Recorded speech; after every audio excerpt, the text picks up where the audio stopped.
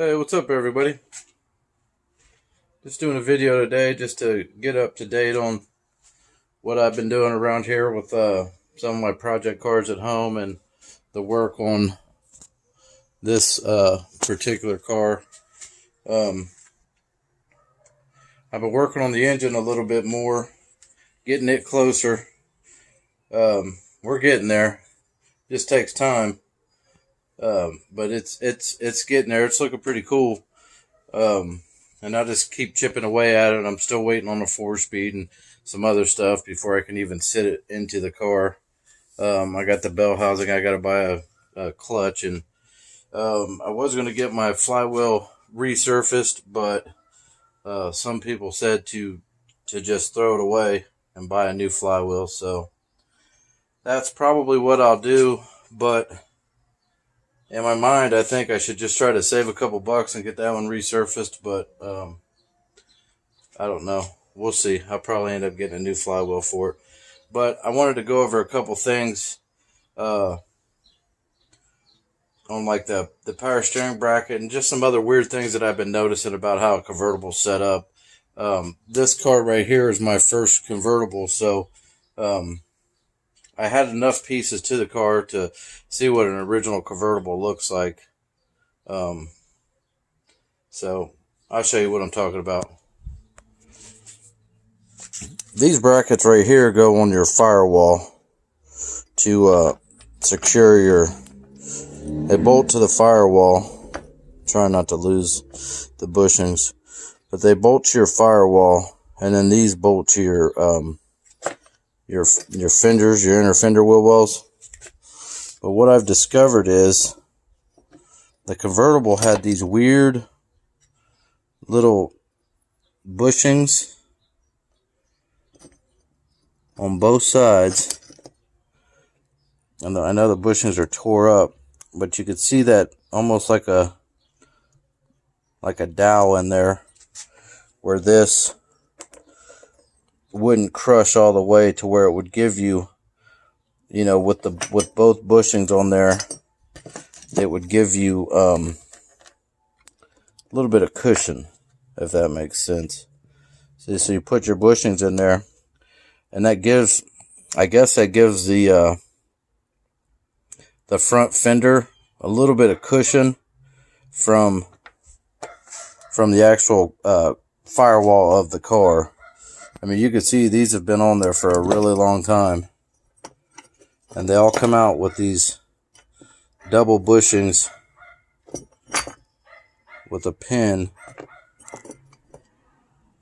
And I haven't seen anybody else even mention anything like that. So all I'm thinking is that a Tri-5 convertible has a solid square, really condensed cardboard bushing for the body. I'll show you them right here. They're like a really condensed cardboard bushing. So maybe that's just to absorb some of the ride, because these are 100% factory. This isn't something somebody just added. This is how a convertible front inner fender brackets bolt up. And I just thought that was extremely odd that it would have a setup like this, basically to cushion the actual firewall, because this bolts to the firewall, cushion the firewall from what the front inner fenders was doing. So that's pretty odd. And then this thing, this is the original power steering bracket off of the convertible when I took it apart, when I took that 265 apart. And I looked these up in the 55 library. It was some archives I accessed on tri5.com, and these are 100% correct to mount the power steering on a 55 Chevy. Now, your newer 56 and 57 up, the way that it bolts on the bottom, it's actually got rubber bushings See how this is more of a direct bolt. That bolts directly up to that bracket I just showed you. So apparently with the way they spring loaded them pins on that bracket, let me grab it real quick. It took some of the vibration out of the setup, the way that this was mounted. These springs would actually take some of the vibration out of this power steering generator. And I'm still trying to find the pump. I just talked to a guy today that says he has the pump. Well, he says he has the RAM and all kinds of stuff, but we'll see how it all turns out. So yeah, so this is the correct setup for a 55 with the solid mount generator on the power steering. So go out here and I'll show you what I've been doing on the convertible engine.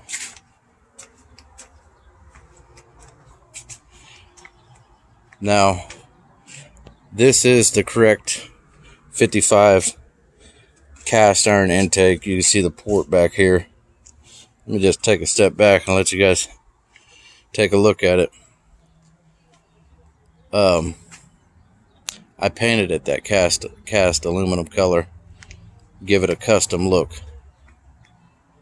but that is 100% a cast iron intake. So, and it took me some time to get it all cleaned up. It was sandblasted, and I took the bottom tray off of it to get the junk out of it.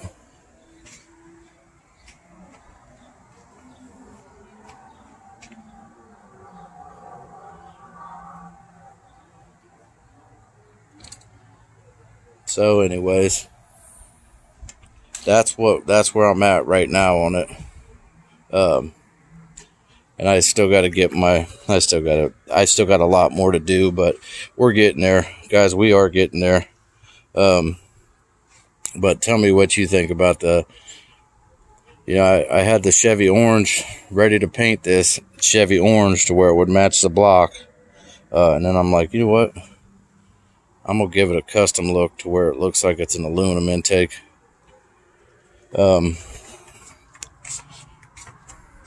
this is the ignition out of that one Nomad I cut apart. I have tried so many keys on this ignition. I cannot get this ignition to unlock, so I'm probably going to have a key cut for it. But this is what was coming out of the bottom of the little metal heat shield on the bottom of that intake. I mean, it took me hours to get that out of there. And I'll show you what I was talking about. This is the extra intake I got. But on that other intake on the engine, I took this out. I put a screwdriver through here, flathead screwdriver, and worked all these pins out on the other one to where I could totally make sure there was no sandblast material on the bottom of the intake. So that intake on that engine's good to go.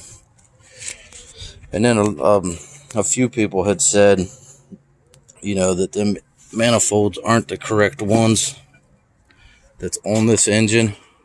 Them would have started in 57, but this is the manifold that come off of it. These are like the 55, 56 log style manifolds. I just don't like them. Plus I have downpipes for them camel hump heads.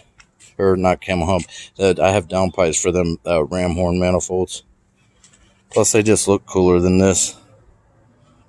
At least in my opinion. So, anyways. That's where I'm at so far. I still got to send this off. You can see it's not terrible, but it needs redone. And that is a correct 55 intake. And I got to get an oil. That's where you put your oil in the front. I got to get a oil fill cap for it. But it's getting there. I got all the screws. The valve covers are screwed down with the old school cork gaskets on them. So that's all cool. But yeah, we're getting there, guys. Just got to get that carburetor rebuilt, the water pump rebuilt, and then I could probably try to fire it. See what happens. So let me set this junk down. Yeah, a lot of people like them. I don't care for them old 56, 55 manifolds. I'd rather have the newer style on there. Plus, you can only imagine them have to breathe a little bit better. So anyways, guys, there's a small video on what I've been doing. Haven't really touched these cars at all. I thought I had a pair of the reverse lights, and I was doing something and I lost them in the last second on eBay. So what can you do? So anyways, tell me what you guys think about this. Have you guys ever seen these bushings before? And this screws to your inner fender wheel well. So, alright guys, I'll catch you guys on the next video.